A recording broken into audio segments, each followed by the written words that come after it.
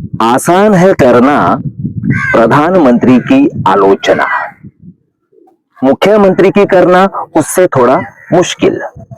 विधायक की आलोचना में खतरा जरूर है, लेकिन ग्राम प्रधान के मामले में तो पिटाई होना तय है।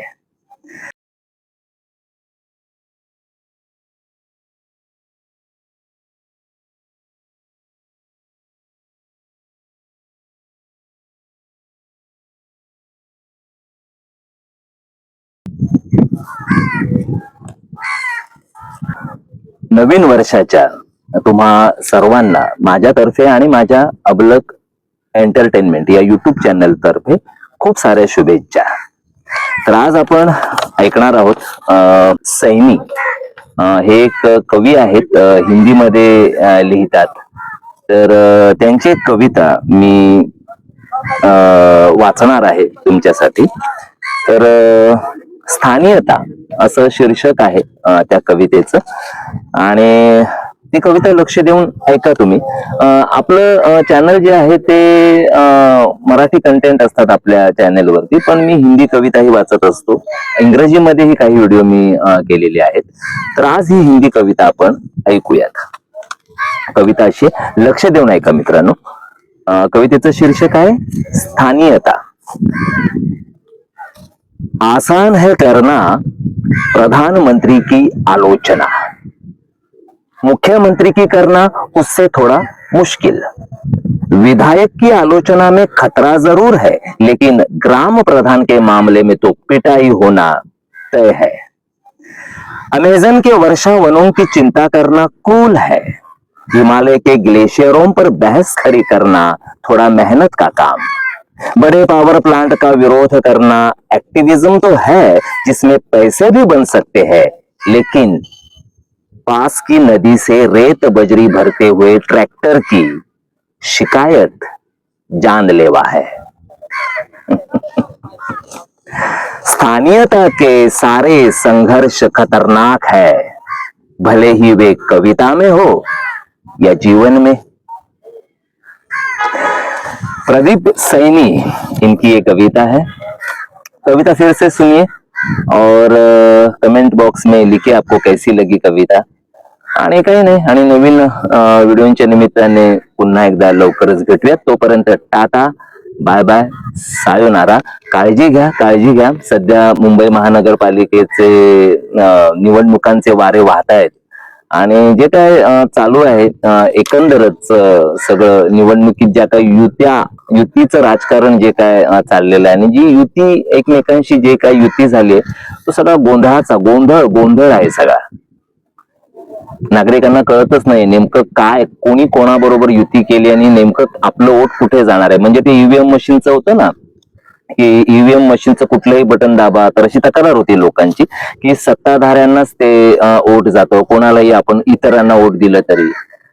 आता जी काही युतीचं राजकारण मांडलं गेलंय ना, जी एकमेकाबरोबर हात मिळवणी केली आहे सगळ्यांनी मिळून, तर ते तुम्ही कोणालाही मत द्या, शेवटी ते सत्ताधाऱ्यांच्याच पदरात पडणार आहे, असं चित्र एकंदर तयार झालेलं आहे।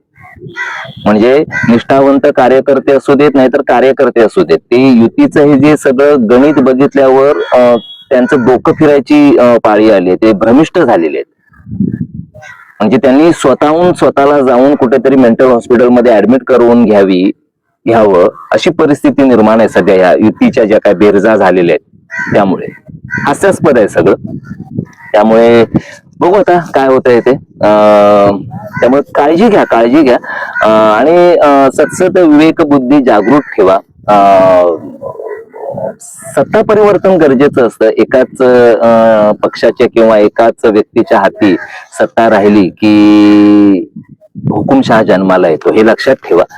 त्यामुळे सत्ता बदल होणं आवश्यक आहे, आणि आपण नागरिक शास्त्राचा अभ्यास केलेले नागरिक आहोत, त्यामुळे थोडस सत्सद विवेक बुद्धी जागृत ठेवून विज्ञानवादी विचार करून आपण थोडस जगायला हवं। बाकी राजकारणी लोक राजकारण करत राहतील त्यांच्या स्वार्थाचं, त्यांच्या फायद्याचं, पण आपण आपल्या वैयक्तिक आयुष्यामध्ये जे काय जगतोय तिथे विज्ञानवादी विचार ठेवून आपण जगायला हवं। आपण तिथे मूर्खपणा काही करत नाही आहोत ना, याची काळजी घ्यायला हवी। प्रत्येकाने आपली स्वतःची तशी काळजी घेतली की आपोआप सगळा समाज त्या दृष्टीने प्रवास करायला लागेल.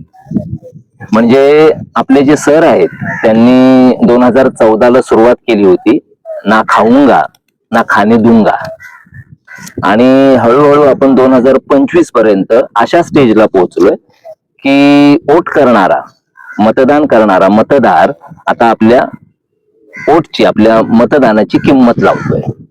म्हणजे वरून अगदी तळागाळापर्यंत भ्रष्टाचार रुजवण्याचं सगळं श्रेय आताच्या सत्ताधाऱ्यांना जात. म्हणजे आता मतदाराला पैसे घेऊन वोटिंग करण्याची जी काय सवय लागली आहे ती या काळात लागली. त्यामुळे असं म्हणायची पाळी आलेली आहे. त्यामुळे ते कुठे गेलं ते वाक्य, ना खाऊंगा ना खाने दूंगा, जुमला होता का?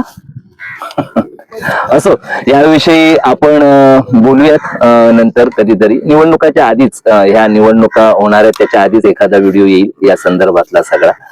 आणि काही नाही, लाईक करा, शेअर करा, सबस्क्राईब करा. बाकी परत एकदा नवीन वर्षाच्या सुरुवातीला तुम्हाला थोडस विनंती करतो की QR कोड देतोय मी आपल्या चॅनलला आर्थिक मदत करण्यासाठी. फार मला आर्थिक ओढाताण सहन करून हे चॅनल चालवावं लागतं. तर जरा मदत करा, आणि तुमच्या मदतीची अपेक्षा आहे, तुमच्या मदतीची गरज आहे मला, आर्थिक मदतीची.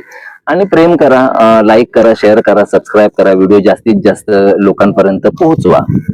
तर नवीन व्हिडिओच्या निमित्ताने पुन्हा एकदा लवकरच भेटूयात. तोपर्यंत टाटा, बाय बाय, सायोनारा. आणि एक लक्षात ठेवा, फक्त रात्र वैऱ्याची नाहीये, सध्या दिवस सुद्धा वैऱ्याचे आहेत.